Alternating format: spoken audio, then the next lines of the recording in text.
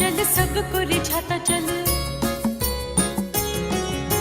सबसे निभाता चल, सबको रिझाता चल, मिल जाएंगे राम। राम नाम का अलख जगाता चल, मिल जाएंगे राम। राम धुन गाता चल, राम धुन गाता चल, राम धुन गाता चल, गाता चल। राम सिया राम, जय जय राम सिया राम।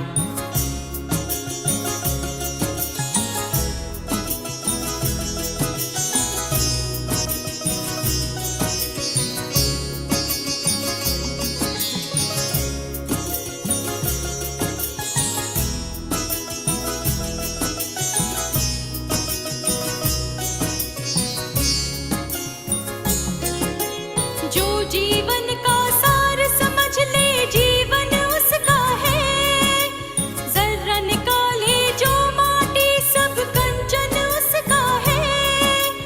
जर्रा निकाले जो माटी, सब कंचन उसका है। परतें हटाता चल, मन को सजाता चल, परतें हटाता चल, मन को सजाता चल, मिल जाएंगे राम। राम नाम का अलख जगाता चल, मिल जाएंगे राम। राम धुन गाता चल, राम धुन गाता चल, मिल जाएंगे राम।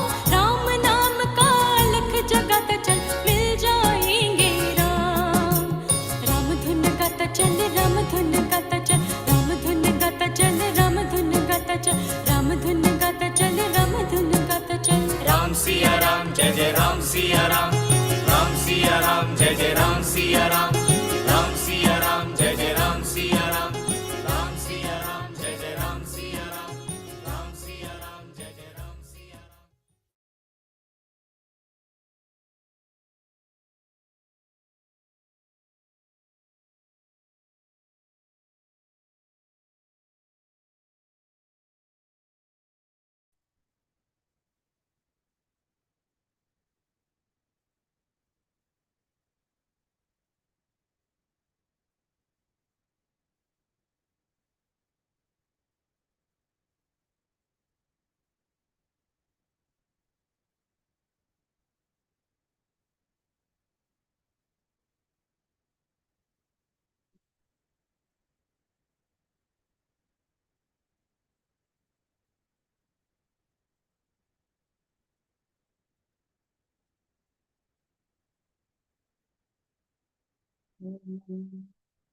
सहना भवतु, सहनौ भुनक्तु, सह वीर्यं करवावहै, तेजस्विनावधीतमस्तु मा विद्विषावहै। ॐ शान्ति शान्ति शान्तिः।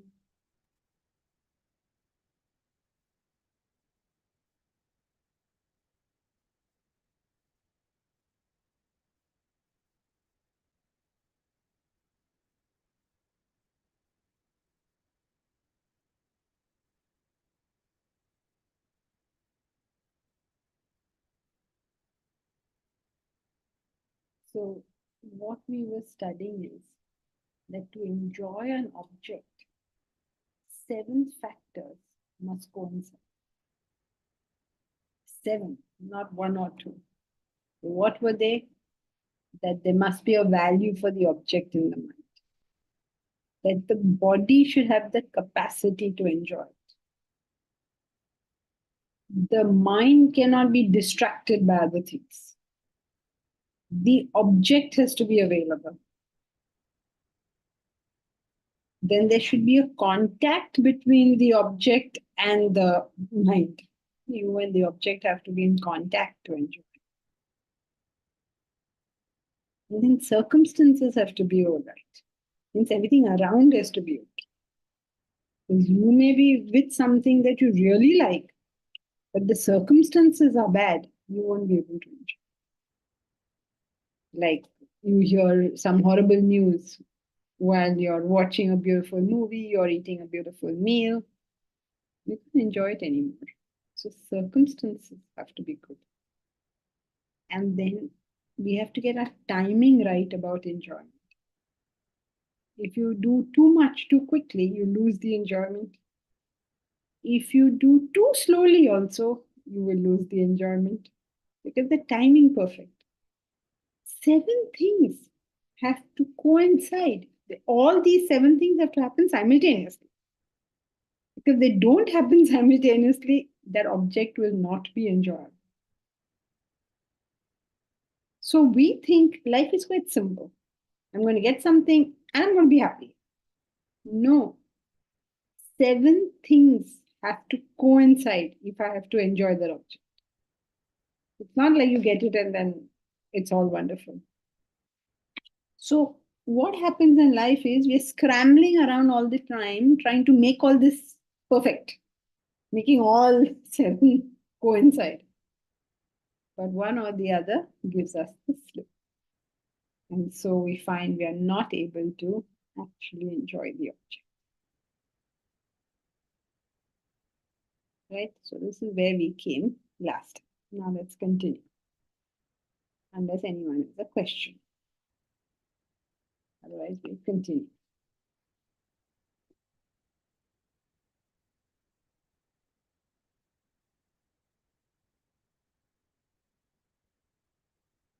So when you think about it, what is the probability of achieving happiness this way? It is indeed surprising that we achieve any happiness in this manner. And if we did, shouldn't we be in awe, be grateful? For whenever it did, it was quite a miracle.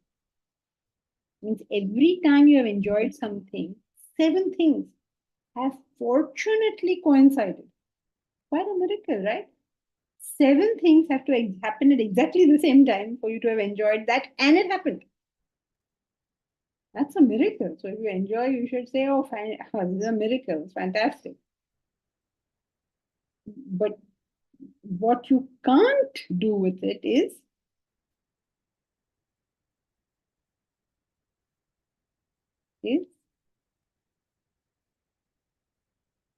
take it for granted that this is going to happen each time. That's where we slip up. Nobody is saying don't enjoy.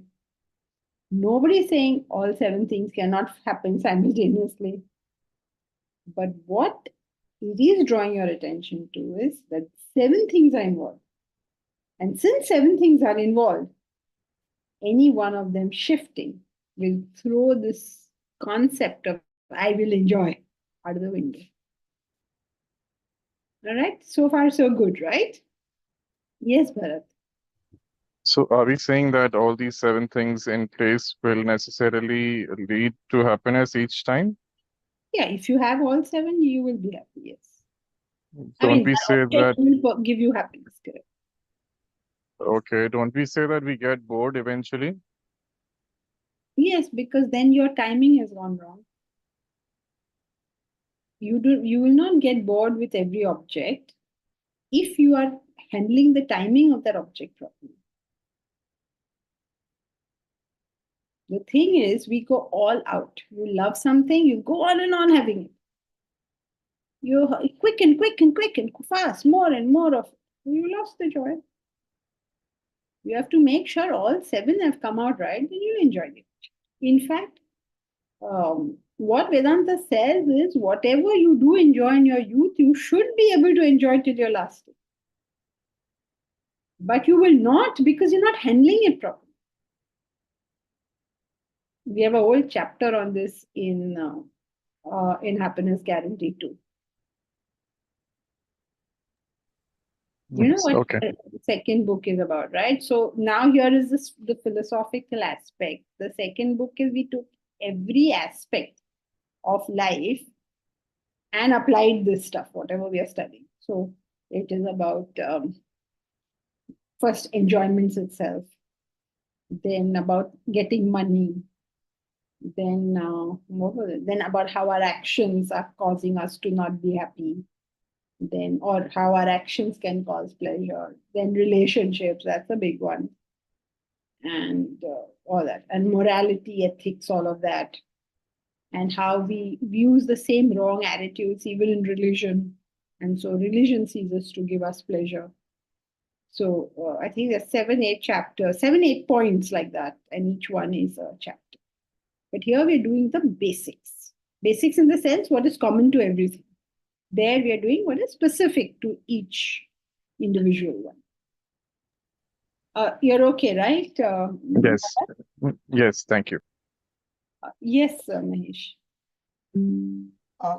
So what view do you have of people maybe, not being happy because of the stress of work during the week, and they use something like the weekend to quote unquote recharge, so kind of do something that is, sort of gives them pleasure to sort of, for a little bit of while to take their mind away from the pain of the pressures of work. So, I mean, how do you view this in this context? I mean, I know you have these 7 things coming together, but I mean, what if you use enjoyment as a sort of recharging tool, even though you have stress, so as a sort of to compensate for the stress? I don't know if I'm making it clear. If you're saying that people are going on the weekend to enjoy themselves, and that's a method of their stress reduction, so what is it you want the answer to? No, I just wanted to know where it fits in this enjoyment thing, because we do have distraction, right? When you don't have, your mind is not as one of the criteria, but I mean, I think you're mixing it all up. Distraction means while you're enjoying, you should not have something happen. Now you have taken the word distraction and said, I want to distract my mind from work. You are taking everything out of context as far as I can tell. no, what I meant was that you may be having a strenuous relationship at work, so you can't enjoy that, but by doing something pleasurable, it masks that to some degree, Okay, that's a statement. The question is? The question is, what if you use happiness in this way to recharge? Is that with things of the world, I mean? What if you use happiness like this? Yeah, to kind of gain happiness, to recharge, because a lot of times when after the weekend is done, you are in a better state to sort of handle things. So this is getting happiness of the world to sort of recharge yourself. So what I meant is that even Okay, so what? so the question is there something that you have to be concerned with in this approach, or is that fine? I mean, if you get recharged by the weekend due to some enjoyable activities or physical activities, material activities, then it's an okay way to do it. Mahesh, that is an individual decision. Is there nothing philosophical about it? If that's what a person wants to do, that's what a person wants to do. The only philosophy involved over here is that if you need recharge from your work, you have to attend to how you're working. It's like saying my hand is bleeding. Is it okay if I put a bandage? Yes. I mean, why not? But attend to why it's bleeding. So work is causing you displeasure, then you have to find out how come, why, what am I doing wrong, or what is going wrong. Even if I'm not doing it, what is going wrong? So you have to attend to that. You say, no, I don't want to attend to that. I will wait for the weekend, enjoy myself, and then by Monday I'll be a little recharged to handle this nonsense again. That's a person's individual choice if that's what they want to live. If somebody asks me, do you want to live like this? No. I would like to be happy 7 days a week. If somebody wishes to be happy 2 days a week, well, more power to that person. I mean, like, what can we say? Vedanta stance is, please be happy every day, every moment. I mean, it's not an instruction. It is drawing your attention to the fact that you could be happy all the time. You say, no, I want to be happy on weekends alone. Okay, be happy on weekends. हम क्या करें? Whatever you like, you do. So is it so it's not like we have to okay somebody doing whatever they are doing. If they are happy doing it, great, good for them. But Mahesh, would you like a life like that? That 5 days you're very unhappy, then 2 days you're happy. Then again 5 days you're very first day you're okay, you're managing. Then again it's horrible. Then again 2 days you're happy. I mean, like, to me it sounds lunatic. But if somebody wants that kind of life, why should we have a problem with it? Their life. No, what I wanted to say was those all 7 things don't really come together, yet people do draw happiness with even not without the 7 things all being in place. It has to all be in place, otherwise they will not feel happy. They'll feel frustrated. You want to go to the mall to enjoy. But at the mall, you find other people are buying more expensive things than you are buying. You're not going to enjoy this. You find other people are better dressed than you are. You're not going to enjoy it. If these 7 things don't come together, there is no way you will enjoy. I guess they mask out some things because of physical. Mahesh, you are on a different track. Okay. No, that's fine. I got what We're you're not saying. masking anything. We are just it is immaterial whether you mask or not. If you have to be happy, these 7 things have to come together. I think you've just taken this word distraction and run with it out of context. That's what I feel you're doing. Okay. Here, distraction is used that while you're at the mall, you should not remember your work. Because if you remember your work, you'll go fuss. Your enthusiasm will go fuss. You'll say, oh my God. To forget work, you do it. I mean, you know, But to if you kind of, don't manage to forget, right. it's like this. You put your head on the pillow to go to sleep. But if you put your head on the pillow and you don't go to sleep, you're not going to relax, right? So you went to the mall to forget about your work. But over there you met your boss. You remember your work and you distracted from enjoyment. Okay. So here the point of distraction is not distraction from work. That whilst you're in the pleasure, no other thought, in this case work, should come and interrupt that pleasure. If it does, you will not enjoy. Or to the extent you get distracted from the pleasure, you will not enjoy it. Okay. Yes, Samita.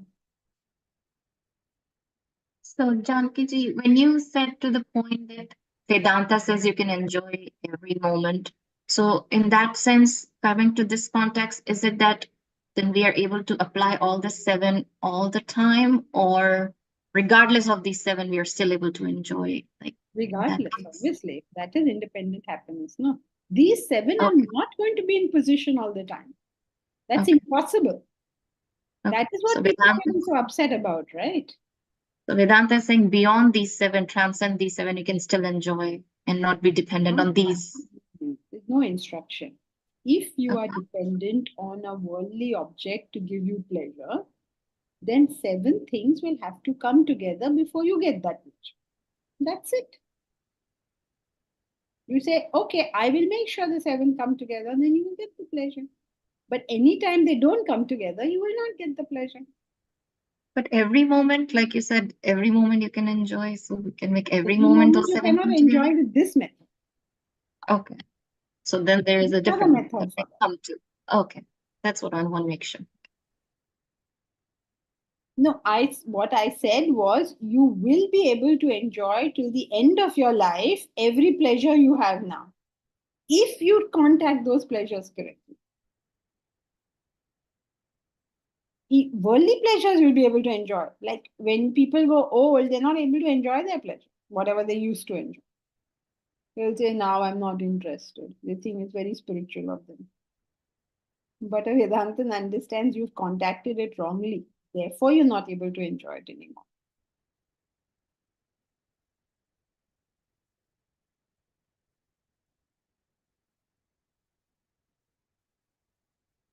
Remember, incapacity is not spiritual growth. Just because you become incapable of doing something doesn't mean you matured spiritually. Then all old people will be mature spiritually. Okay, is it clear? I feel from your questions that this idea isn't quite clear. The only idea here is that there are two types of happiness. There is dependent happiness and there is independent.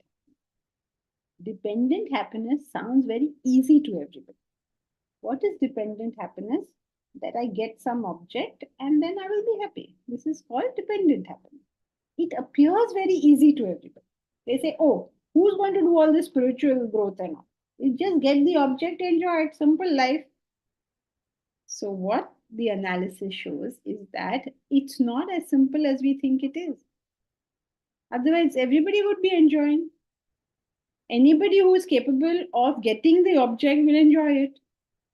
But just because you got the object doesn't mean you will enjoy it. 7 factors have to all come together at that exact moment for you to enjoy it. And so that is why we are all seeking the pleasure, because we're not getting the pleasure.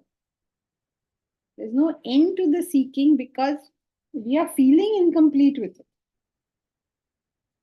But those who switched, they no longer are seeking those pleasures and they're the only ones enjoying them. That's the amazing thing. Yeah, Momita. What about the sattvic person? He's supposed to, he's more or less happy. He's generally happy. So what is his relationship with these 7 factors? He's not dependent on them. That's what we began. Na? There are 2 types of happiness. There is Independent happiness and independent happiness. He has independent happiness. Whenever the dependent happiness comes along, he's happy enough. And when it goes away, he's still okay. Right. So it has nothing to do with the object's availability, non-availability, any object being there, not there. Yeah, I mean, he will enjoy the object. In fact, he enjoys it more than us because his mind is available for the enjoyment. So he will enjoy any object that comes. But if when the object goes, he doesn't feel, oh my God, the object went. He's still okay. And what is the difference between a sattvic person and a self-realized person's happiness? Sattvic person's happiness is something we can understand. It is a difference of degree for us. We got so much happiness, he has so much happiness, we understand. Self-realized person's happiness, it's not a difference of degree, it's a difference of kind. It's a different thing. Okay. Thank you. Yeah, Bharat. So we mean that the sattvic person has independent happiness, right? So his capacity to enjoy these things, for that he will need to have a value for it, right? So how is his enjoyment coming from then? Contacting an object. Yeah, I mean, like, why would he not? Why would he think that mithai is horrible? And sorry, wrong example for Bharat. Why would he think that the joy of lifting weights is horrible? Why would he think that? If he gets a certain pleasure out of it, he's happy with life. Why do you assume that any pleasurable sensation is fine for him? He has no. Let us say that he has been used to, I don't know what. He has been used to eating pulao. Okay. And somebody gives him the pulao that he has been used to eating. And so he says, oh, this is my favorite pulao. He'll eat it. Or he'll make it. It's not like somebody has to give it to him. He can make it also. It's what I don't know what you mean by value. Value means that he must have the interest in that object. So he understands the joy content of it. Why would he not understand the joy content? Okay, so even if he has 0 value for it, he would have the capacity to enjoy it. No. How would he enjoy something as 0 value? Okay, so he needs to have some desire backing it, right? Yeah, it's not. I don't know. it's not desire in the sense we have the word desire. Let's use the word like. He likes it. It's not like he wants it, and if he doesn't get it, he's going to be miserable. And he likes it. If it comes to him, or if he can easily acquire it, he'll take it. His value means that if he has to choose between this object of desire and his goal, he's not going to choose this. It's not a temptation for him. It's just a taste. Okay, so liking, which is intellect control, basically. It's there, it's not there, it's fine. Yeah, I mean, suppose you poke him with a blunt object, with a sharp object. It will hurt, no? He's not going to say, "Oh, how nice I feel." It's like that. It's nobody wants to be tortured, so obviously that's an unpleasurable sensation. So similarly, if you have a pleasurable sensation, it's nice, very good, nice. Okay, thank you.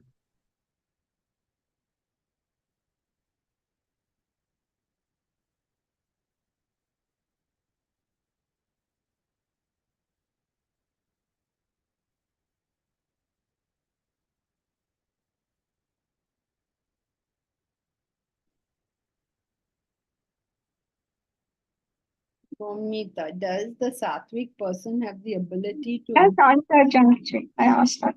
Okay. Prashant, value, capacity, non-distraction.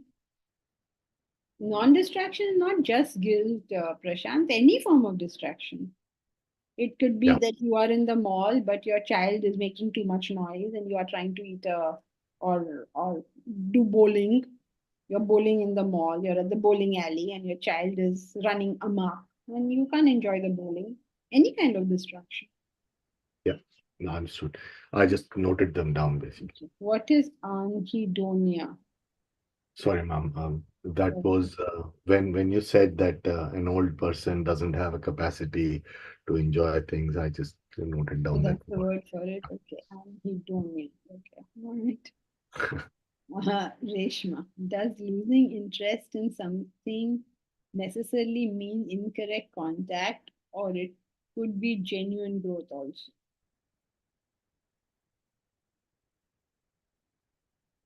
It could be genuine growth, of course, but who will, what shall I say now? I'm struggling to think of an example. You and Bharat both seem to think there's a state of desire and no desire. It's not like that. Losing interest in something means you're losing the value for it because you're valuing something else. And what does that mean? It doesn't mean that you start thinking of a pleasurable thing as displeasurable. It just means it's not pulling you away from what you need to do. Today, whatever enjoyments we have take us away from whatever we want to do. They're like temptations in life. For him, it's not a temptation. He's like, oh yeah, fine. There's neither guilt nor desire. So losing interest means what? Suppose you were fond of reading. Then what does this mean? I'm losing interest in reading. You probably read different types of things, but if you were interested in reading, you'll read, right? So if you were reading fairy tales as a child, and then Mills and Boons as a teenager, and then maybe classics in your 20s, I don't know, whatever. The reading is continuing. What are you reading that will change?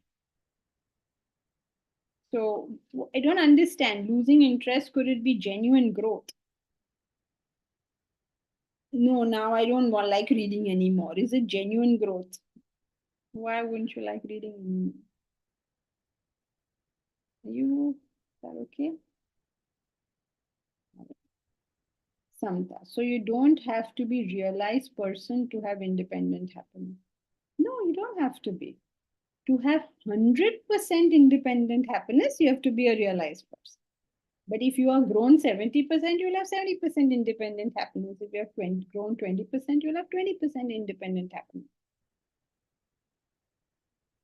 A yogi on spiritual path, a sattvic person can have independent happiness. Yes, the only difference is how much. That's the only difference. Then Anvish. Yes, Anvish.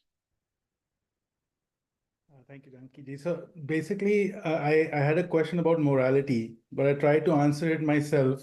So let me know if my thoughts are correct.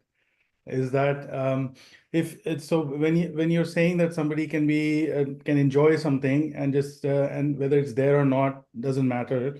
So let's say that object is offered. Let's say it's a group of friends sitting to drink every day, something like that, and then you indulge in it once or twice, but it's happening every day.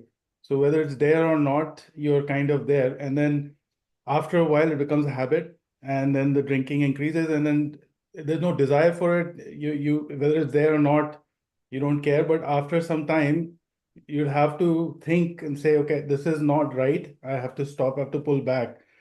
So, so that's why I mean I'm thinking is that if you have this quality of desirelessness, or you should be moral by default because you've understood that this is not the right. I mean, if you overindulge in something, it's not right, and then so even if you do indulge in something, it doesn't. It's not something that you will latch on to because you have that understanding, deeper understanding. So is that how the morality is maintained if you are exposed to something over and over again? No, morality has got nothing. Somehow, morality has been associated with enjoying or not enjoying objects. Morality has not got to do with that.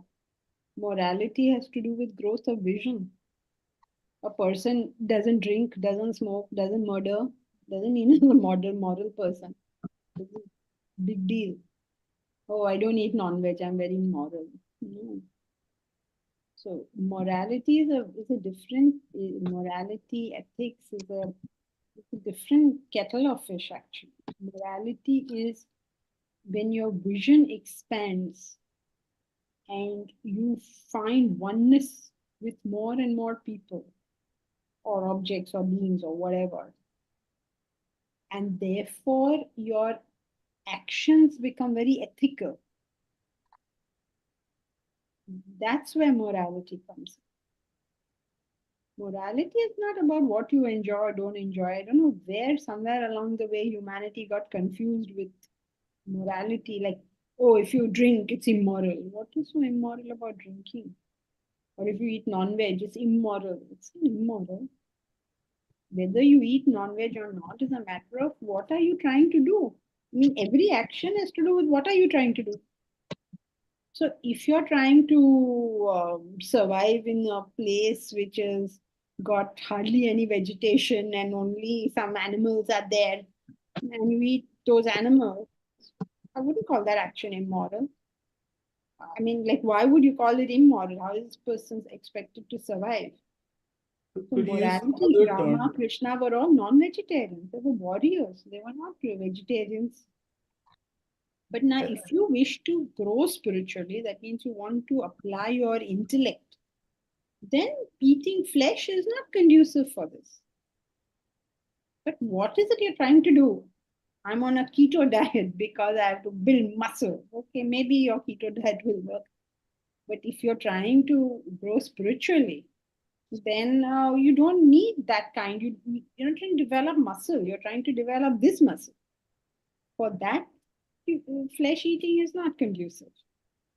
So this is not a matter of morality. It's a matter of what are you trying to do. So You for can't some characterize reason, it these as two have gotten associated with everybody. All physical pleasures are negative in some way, and keep away. If you think you need to keep away, you still have a lot of value for it. So it's very far from morality. You're neither keeping away nor going there. If someone says have a liquor and you say, oh my God, kya paap kiya? What paap kiya? Okay, but on the other hand, if you have it every day, with or without desire, and you create a craving in your, you create an addiction, you're doing a very stupid thing, right? So it's more science, ma'am, right, rather than morality. More sense, I would say, than science. Yeah. Good sense should dictate your actions. So we don't want to confuse the right and wrong morality or pap, punya with all of this stuff. This is morality has to do with your vision, not with kya khaya or kya piya. Forget it. Serial stuff.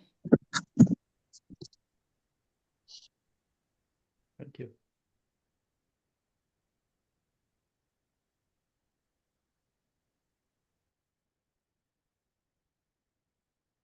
So,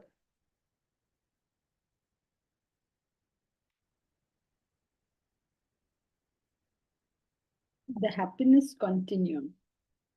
Sorrow is not an event. So important to know this. Sorrow is not an event. Sorrow and happiness are a continuum, like light and darkness. Higher states are happiness and lower ones are sorrow. Hence, at any point, these degrees of differentiation always exist. You all can all see the screen right now, right? Now, is the screen lit according to you? Whatever screen you're seeing, or whichever room you're sitting in, is it lit? Is there light there? Yes. Suppose this was happening in broad daylight. Then the light that you're seeing in your room currently, would that be light? It will be considered darkness, right? Because if you're under noonday sun, whatever light you have in your room will become darkness. So it's a continuum. It's not one thing. It is lit. It's a continuum. If you put on a small wattage bulb, is the room lit? Yes. If you put on stadium lights in the room, is the room lit? Yes. But there's a world of difference between. So it's a continuum, it's not a point. Hence, at any point, you can claim it light or you can claim it darkness. These degrees of differentiation always exist. Now, here's an example. If a husband beat up his wife, you would be horrified. Suppose somebody comes and tells you, oh, my husband is beating me. You'd be horrified, right? How dare he? We would quickly agree. She must divorce him. We are appalled at her plight. But what if he verbally abused her? Well, he didn't actually beat her. You just shouted and screamed and verbally abused her. What about extramarital affairs? Those two are also considered appropriate grounds for divorce. And then there is incompatible. In a few years, boredom will be considered sufficient grounds for divorce. I actually know somebody who said that. So, so that person explained why they got divorced. So, वो बात नहीं थी. It wasn't as it used to be. Reason for divorce. Wow. Anything is a problem? No, no problem. Then what? It isn't as it used to be. Good reason for divorce. Now, important thing is there is a categorization. Right? He beats me. He shouts at me. He's having an affair. We are incompatible. We are bored. This whole categorization. Which of these is sorrow? Can you make a decision for somebody else? Which is sorrow and which is not? There's a ladder. So in all things in life, it's not an event. It's always a ladder. And we are all somewhere on that ladder. it got little worse, then where we are on that ladder is happiness. And if it gets little better than where we are currently, then becomes sorrow.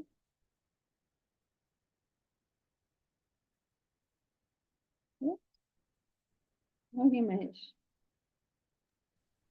Sorry, Janki ji. Why would a step ahead uh, be counted as a greater happiness? I mean, why would the current step be unhappiness? It will be less happiness, right?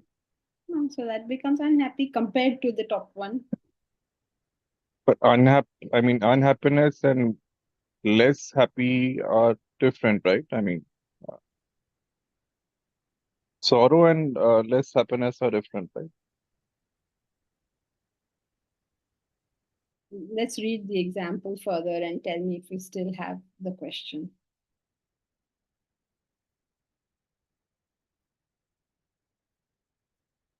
At every stage of the journey, there are varying levels of unhappiness.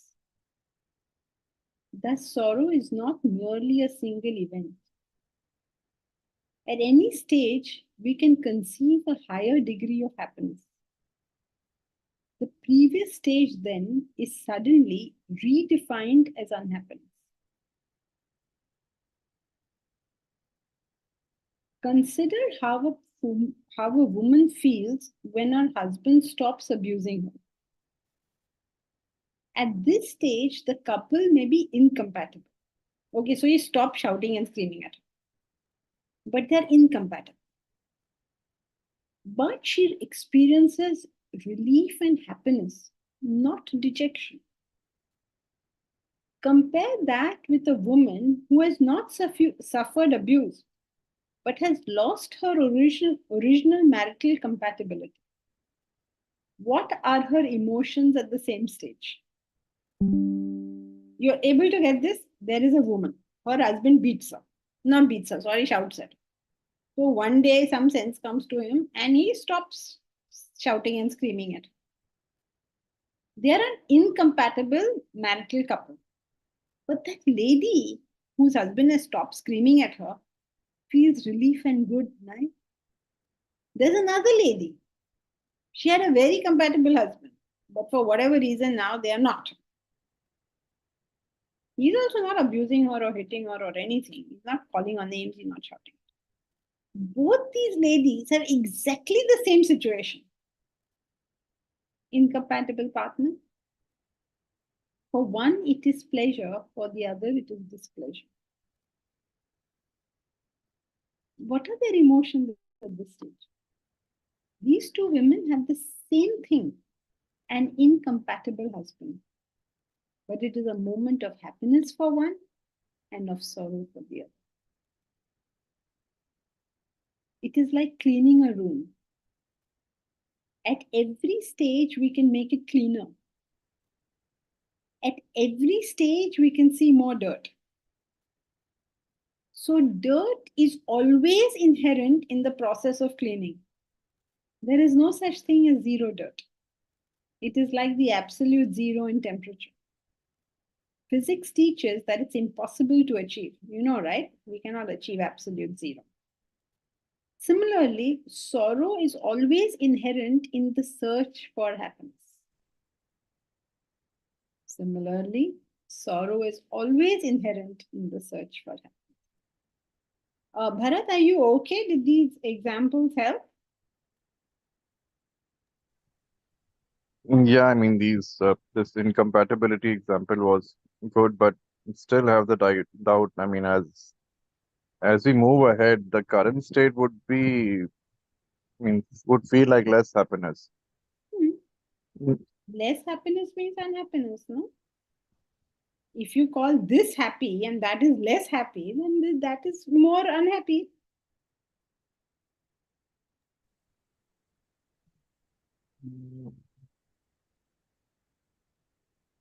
Is Yeah, this I'll think something? about it.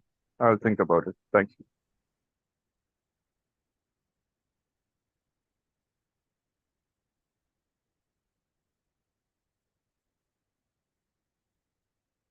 Similarly, sorrow is always inherent in the search for happiness. The lacuna is inherent in the pursuit itself. As things get better, it is not that the potential for sorrow goes away.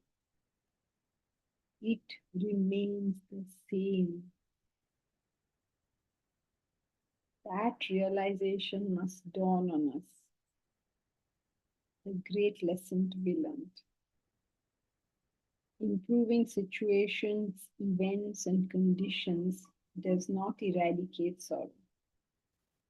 It merely changes its form. If poor have problems, so do the rich. If the sick have problems, so do the healthy. If the married have problems, so do the unmarried.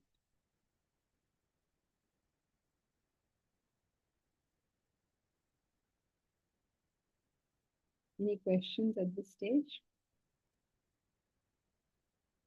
Okay, so what is the point we are discussing? That there's a continuum,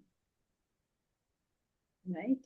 And in this continuum, the step further is happiness, and the step behind is unhappiness.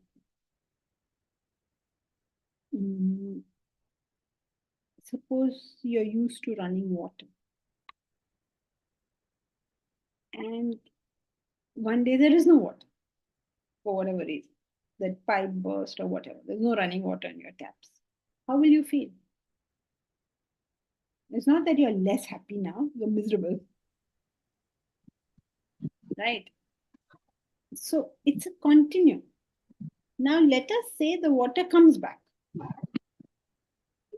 there's water running in your tap. Then when the water comes back, how do you feel? You feel great. Oh, this is super. But before the water went, the water was running in your tap. Did you have that same feeling of joy? You didn't, right? So at any point, the sorrow potential is always remaining the same.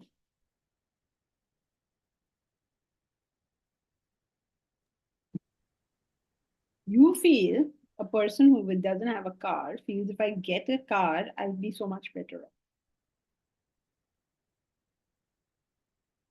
What we don't get is, even if I get a car, I'll be in exactly the same position. And that, please don't conclude that Vedanta says don't get a car. This is what happens all the time. What we're talking about is conceptually to understand that the potential for sorrow in all cases stays the same. Because is there anything in the world which, having got, your potential for sorrow goes away? Is there any such thing?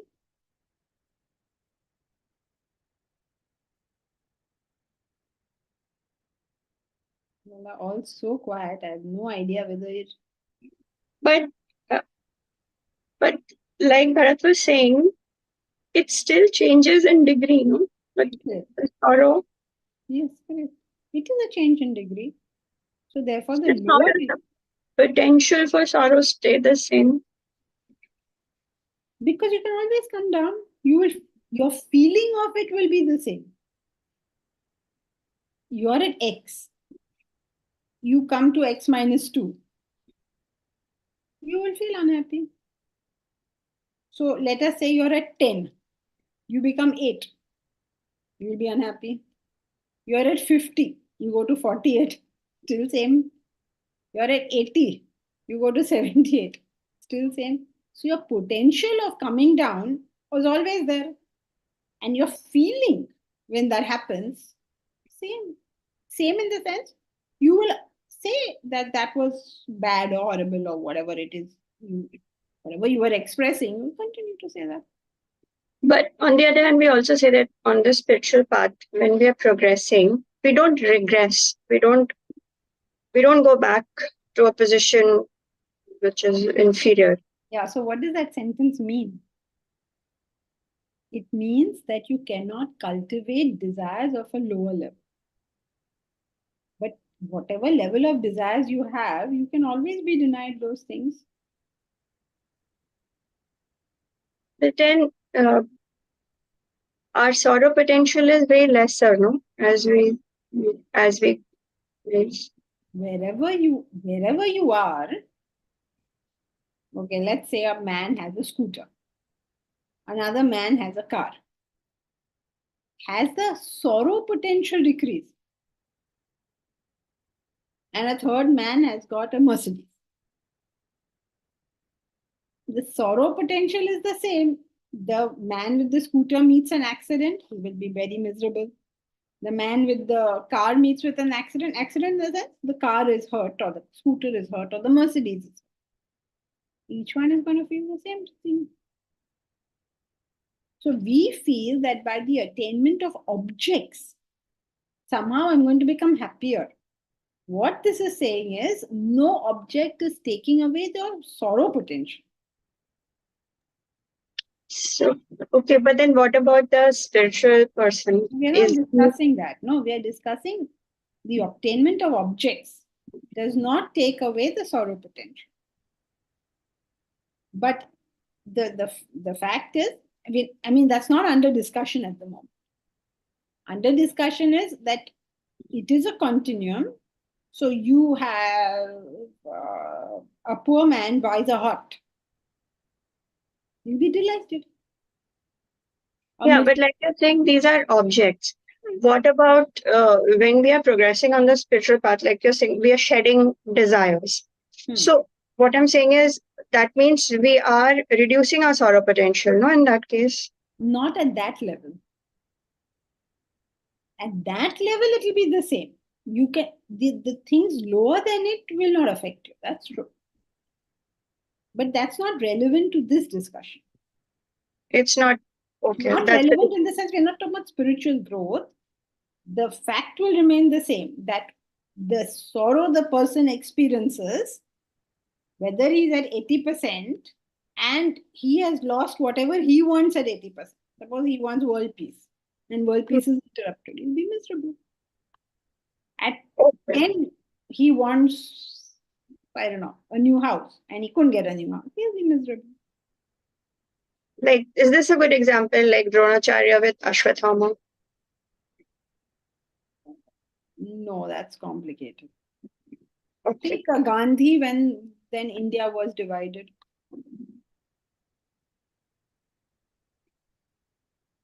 So Gandhi is miserable when India is divided because he's at that level.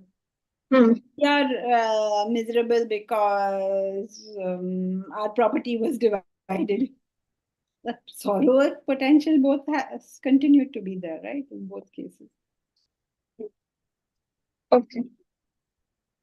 Okay, samta. So the potential of sorrow will also change depending on dependent happiness or independent happiness. Yes, but that's not what we're discussing now. What we're talking now is that it is a continuum. And that's the idea we have to get. Now, wherever I'm on the continuum, if I come down, I'm going to be miserable. So somebody looking at me and say, oh my God, suppose I had 10 houses and I came into bad times and I had to sell 5 of my houses, right? Then there's another man. He's just bought 1 house, right? He looks at the guy with 5 houses and says, oh, that guy's got 5 houses. But actually the guy with 5 houses may be crying because he's lost 5. So it's not like a point that, oh, so the guy with 5 houses is happier than the guy with 1. That continuum idea is what we have to get. Yes, Taruna. Janki ji, and the potential of sorrow and attainment of happiness, these are two different things. Does that mean? Because when we attain something, it appears it creates a feeling of happiness within us. So, are they two different things? Because when we say potential of sorrow in anything, uh, is it because of the fear of loss or getting bored or losing the object? or losing the object. So, The but they are two potential is different. there, right? Mhm. Potential Potential means means there it's is not. always risk of losing, or the like the seven things which you have said. Potential means these seven things will not meet at any given point. Is it the No, risk factor? potential means that it is possible from any point to have sorrow. It is possible, right? Obviously, it's possible. Can you say that now that I have attained this massive bungalow I have now that I've got this, now I have no potential for sorrow? No. You have hajar potential of sorrow left, because now the person you wanted in the bungalow may not be with you. The bungalow may leave you. Your neighbor may build a bigger bungalow. Your potential of sorrow is still the same. Potential means those seven factors which Any which you reason by which explained. this pleasure can go away. Any reason, any of them. That is in that moment alone. But Okay. before after also there are reasons. Yes. Right. Thank you. Prashant. So is that why the spiritual person sees from where he is that there is sorrow? Dukkhalayam ashashvatam. Yes, a spiritual person understands that until he has reached the self, he is always subject to sorrow. The self-realized people tell us that this is a dukkhalayam. Dukkhalayam means it is the alayam means abode, and dukkha sorrow. It is a dukkhalayam. It is an abode of sorrow because you think you're happy, but that is just a point on that continuum. He has reached the 100%. So he's looking down and saying, what are these people claiming enjoyment? They're not enjoying at all, they're unhappy. So since it's a continuum and he's at the higher position of the continuum, he understands you're not happy when you claim to be happy.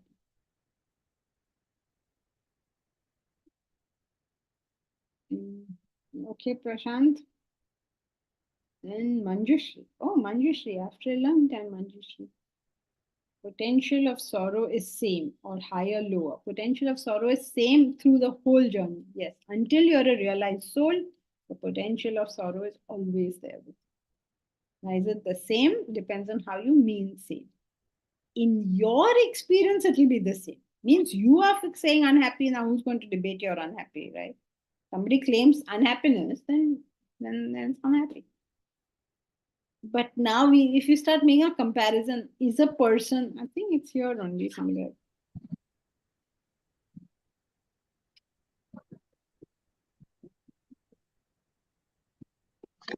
So a person who is a person may be living in a hut and be perfectly pleased, and somebody else will say, "Oh, what a miserable person he is," but no, he may be happy. Or a person living in a hut may be very unhappy. So a person who doesn't have a hut will say, "Look, such a happy guy he is. He has a hut." It's not what other people say. What is that person's experience? Janki ji, actually, my example was with regards to that bungalow example only. Mhm. So, wanted a bungalow, got one, and then, might be, I mean, you're right, the potential of sorrow is there, but are you trying to say that the potential of sorrow is there, or are you trying to say it will increase or Always there. decrease? Same. It will always Potential be of there. sorrow with acquisition of material objects, same. I also had another question. Will you also include emotional aspects to this? For example, like losing a loved one. Of Uh, course. it will be the same? Of course. How that will be very painful, isn't it? No. For example, if I lost my loved one, like mother, father, whatever, just for example's sake. So I was happy, and now I'm sad, or I'm less happy. Yeah. What is the difference between less happy and sad? If it's less, Uh, very much less, you can call it sad. yeah, sad. Okay, sad. Um, So so naturally, I yes, it's can't not say that different. when my I can't say that when my mother was there, I was more happy. I can't say that, right? I was content. I mean, So that's happy. oh, As far as that was concerned, she was there. But because of her constant proximity, because of her constant availability, you did not know. It's like breathing, for instance. Air is there. So you don't say, I am very happy because I'm breathing, right? Because of its constant availability. But should it stop, then you'll realize the potential of sorrow. Same with okay. loved ones. Okay. Understood. Thank you. So sorrow is anxiety. No, why is sorrow anxiety? Anxiety is only that you are anxious for some result or anxious for something to happen or something like that. Sorrow is every type. It's only anxiety is only one type of sorrow. Mm. Thank you. All right. So the point over here is that happiness is a continuum. As long as we have got that through, we are doing good. Is anyone not able to relate to the idea that happiness is a continuum? Every stage above it, we will experience as happiness, and every stage below where I am currently, I will call unhappiness. Unhappiness, less happy, whatever. Depends on how much lower I go.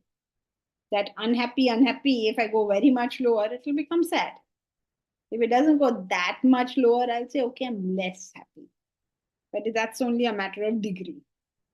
So we're removing the degrees, and we are saying as long as we understand this idea that it is a continuum, right? So the person who has a bungalow has the same potential of sorrow that as a person having a hut or not having anything at all. That potential of sorrow continues to be exactly the same.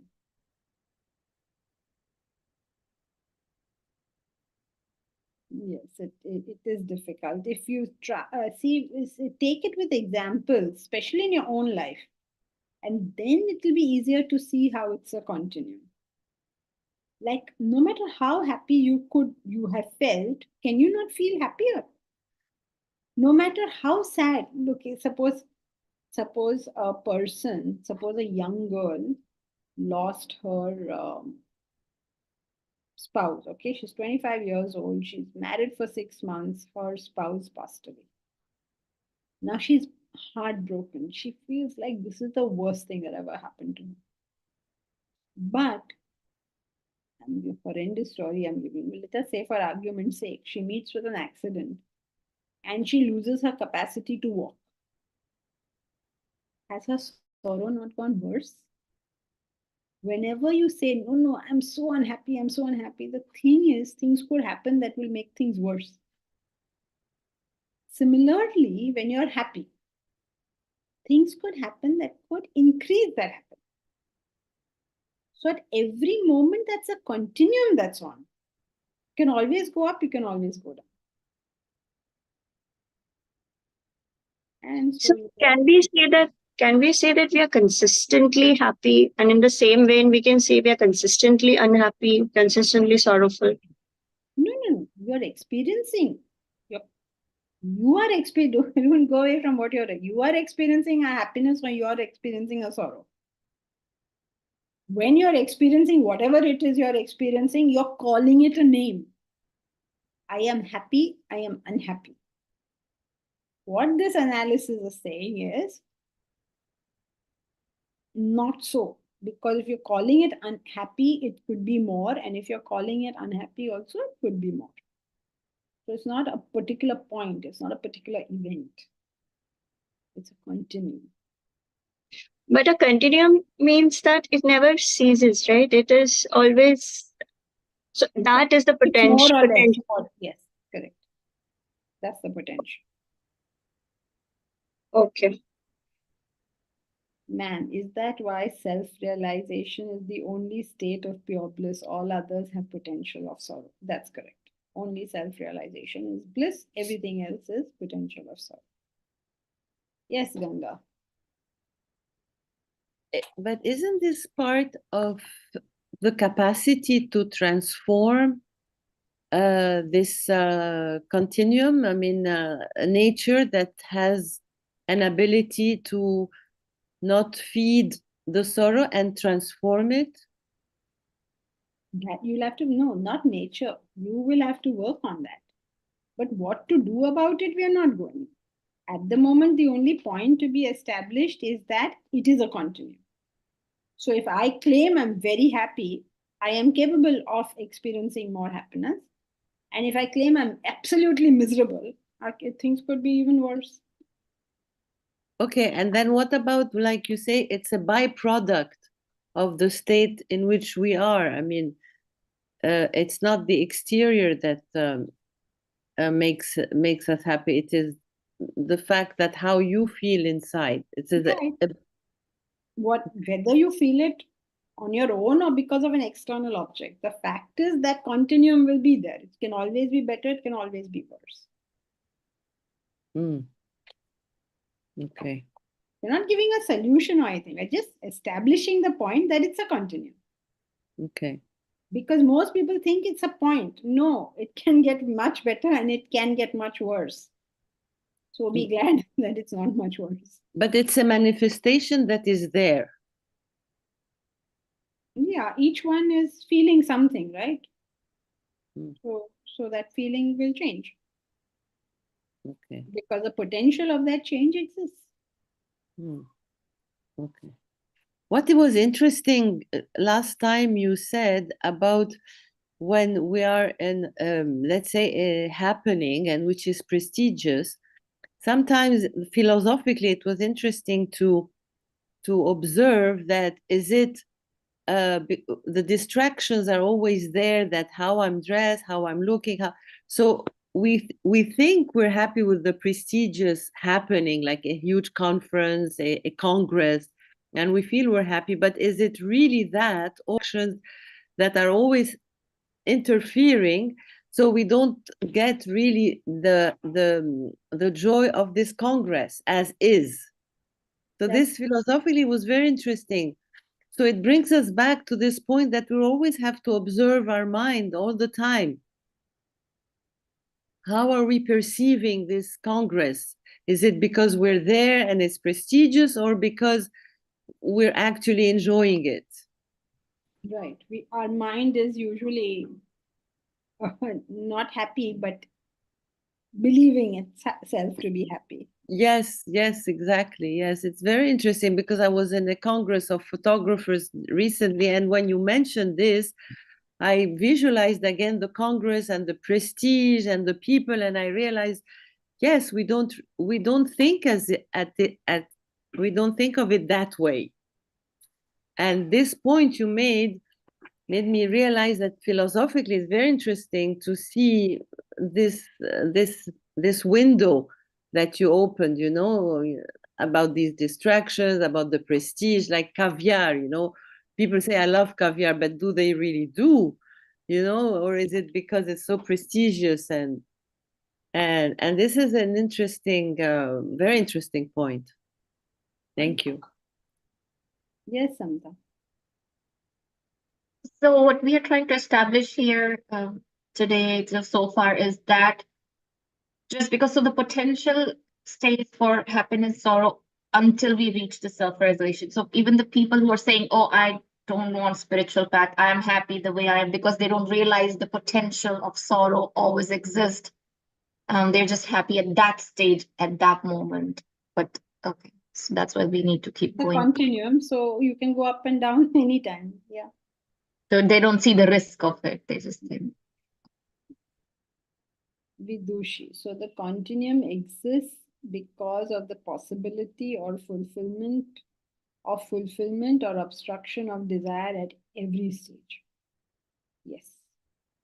At stage, yes, there's always potential of change, which broadly can be categorized as fulfillment or obstruction. Yes, you can say that. Okay, so that's it for today.